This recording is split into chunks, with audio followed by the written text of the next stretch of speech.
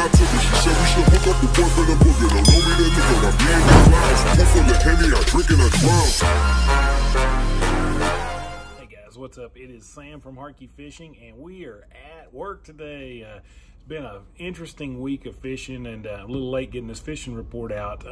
I did get to go fishing Wednesday, and I actually fished Wednesday morning, got up early and hit the lake right at daylight. I was really excited to try to throw the plopper and throw a spinnerbait a little bit and a crankbait. And man, I tell you what, fishing is tough, very, very tough. A little bit on the lake, water temperature is cooling off fast. When I launched at about 6:30, it was 76 degrees. And really stayed pretty consistent through the day. I saw some 77-degree water, 78 once, and so, you know, wasn't bad.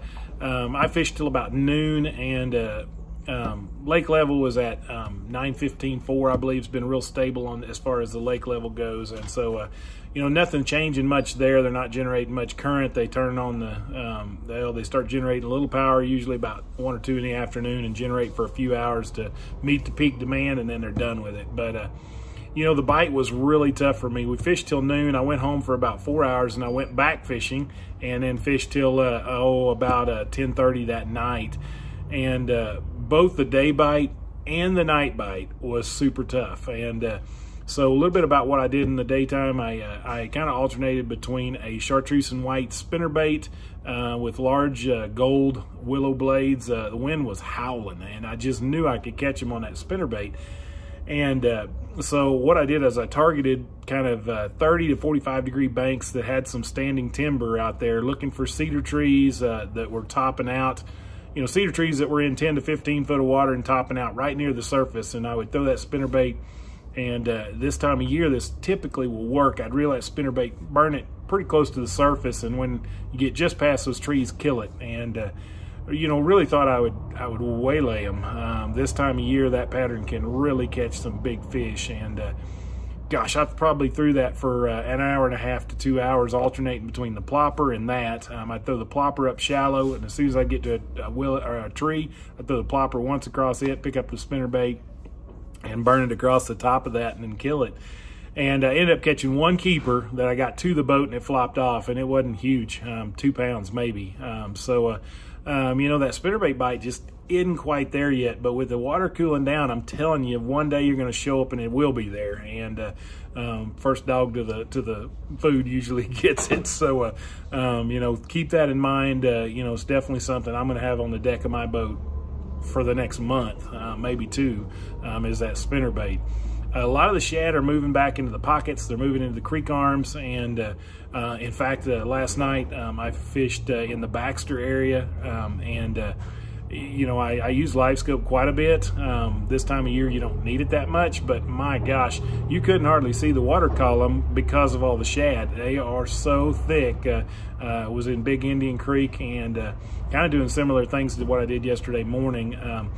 And shad are so thick. I did pick up a little small crankbait, a little square bill crankbait, and they're you know, I didn't get many bites on it, but it was better than the spinnerbait. I was getting, I had one keeper that was a nice fat, probably 2.5 pound largemouth. The thing was only like 15 3/4 inches, but it had a gut on it. It had been gorging on the shad, and that's what's expected this time of year. Those fish are really focused in on those shad, and they're filling up for winter, getting ready for when that water gets cold. And so it's just, it doesn't seem like those big fish have moved, you know, out of the deeps and up there shallow quite yet.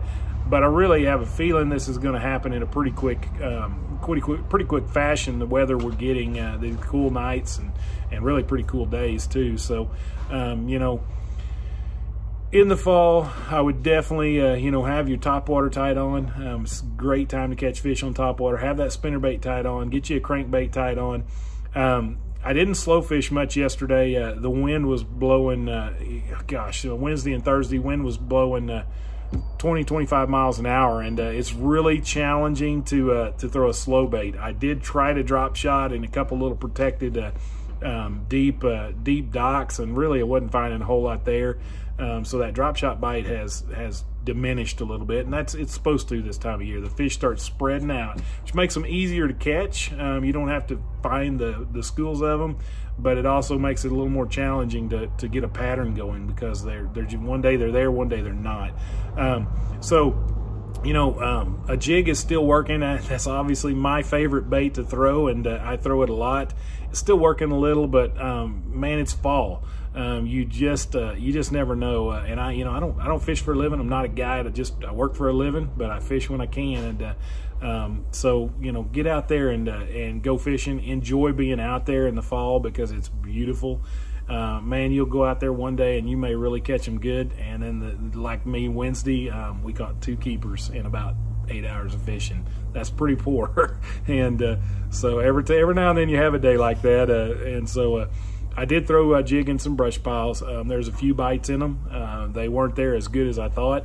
We did fish last week we fished brush piles, and they were absolutely loaded with Kentuckys and a lot of keepers. Probably had 15 keepers in an 8-hour tournament.